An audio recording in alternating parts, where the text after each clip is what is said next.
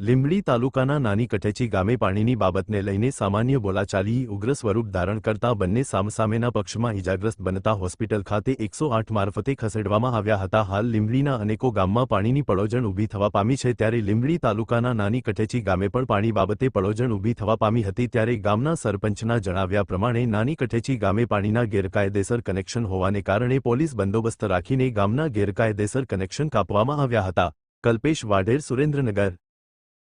गेला छात्रा सरपंच जीना कनेक्शन काय पड़ता बंदोबस्त है तो काय पिन घेरे आया भाई हुमलो કર્યો અમે ઘરે હુમલો છે ને થઈ ગયો પાઇપ હોય તો હાથા હાથા લાકડી હતી અમારા બધા મારા પરિવારને 5 જણા લાગ્યું।